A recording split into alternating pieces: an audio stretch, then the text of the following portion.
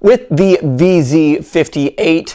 A lot of you are going to say this looks a lot like an AK-47, and if you've been interested in this firearm, you've probably seen a lot of other YouTube videos telling you that it's not, and they are correct. Okay, I see it kind of like comparing an AR-15 to a SIG Virtus.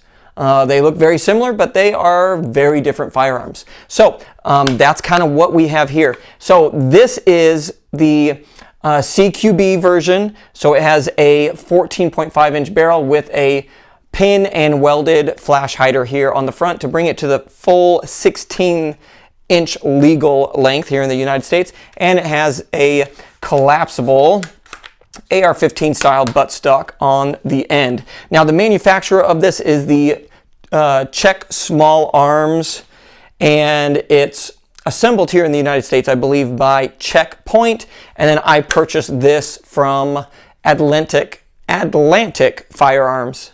Atlantic Firearms. I don't know why I was saying that weird. Okay, so let's go into this really quick. Now, let's just talk about what's different between this and an AK-47, since it looks a lot like it. Okay, first main thing is going to be this is a short stroke gas piston, whereas the AK-47 is a long stroke gas piston.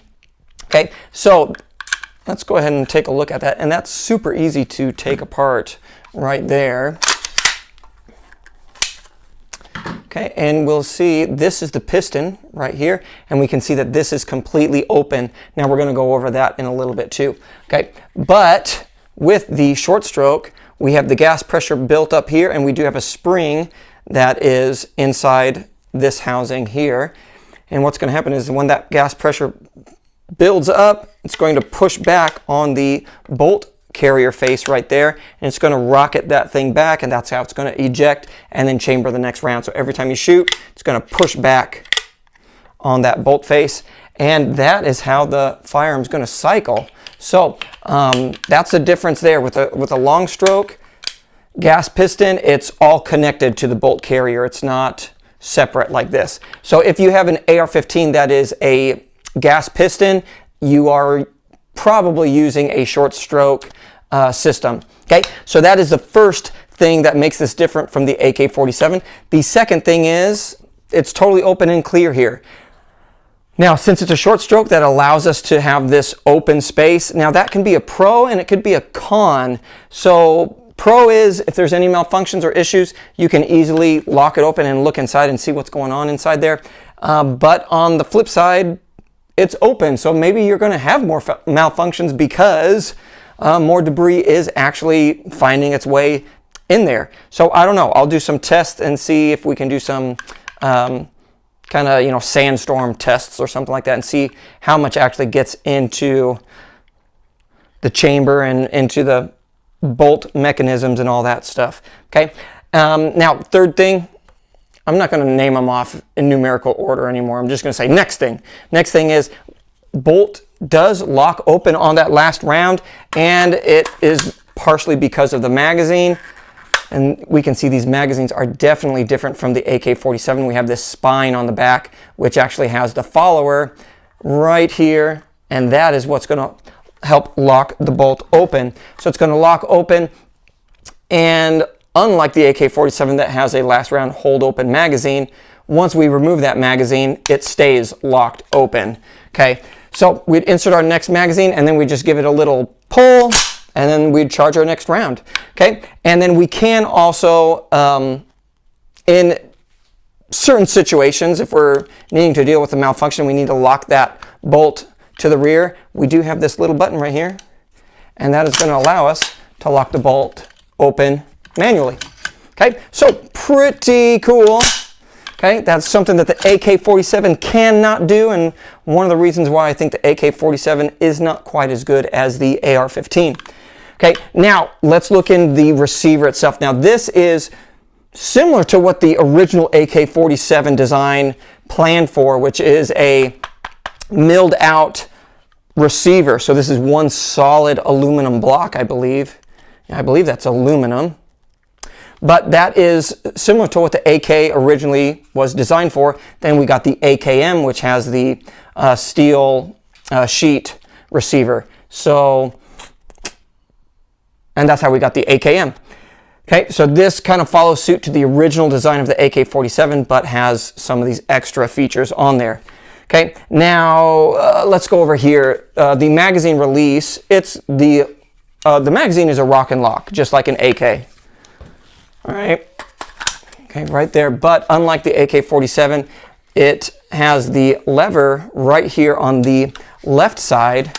So with your left hand, you would be able to depress that and release the magazine. Whereas on the AK-47, it's in the middle, so you can access it on both sides. So this is how it comes standard, but you can get an upgrade to make it so it's ambidextrous. So that's eventually what I am going to do to it. Okay, so pretty easy there. And then let's see. Oh, next one. This is a striker fire trigger, unlike the AR-15 and the AK-47, which is a hammer fire trigger. So this is going to be similar to like the Glocks and some other of the more modern semi-automatic pistols that are going around. It has that striker fire trigger. Now with that, we also kind of get that spongy feel in the trigger. So the trigger isn't bad. It's about 5 to 7 pound trigger, but it is kind of squishy, and you know, striker fires are kind of known for that.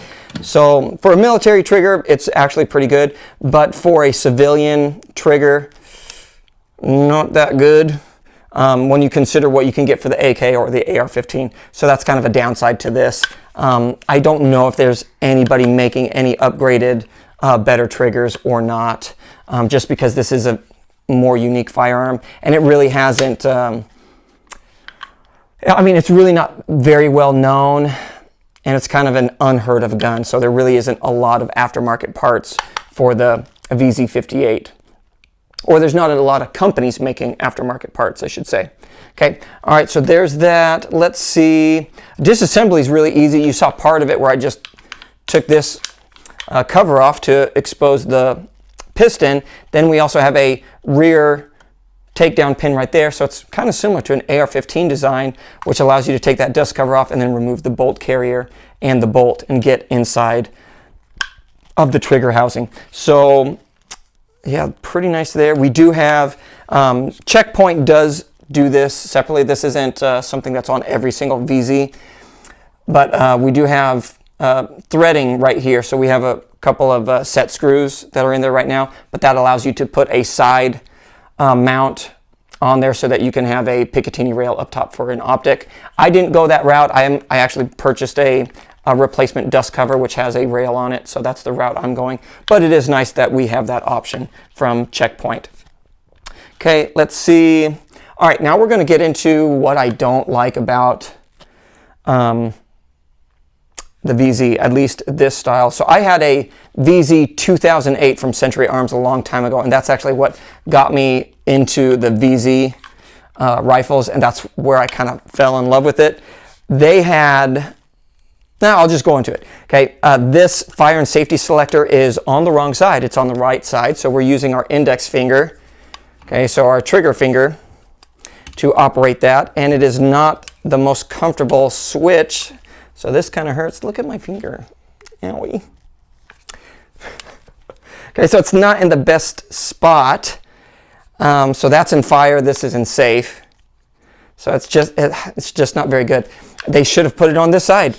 And the real kick in the nuts, so this pin right there, that is the safety selector pin.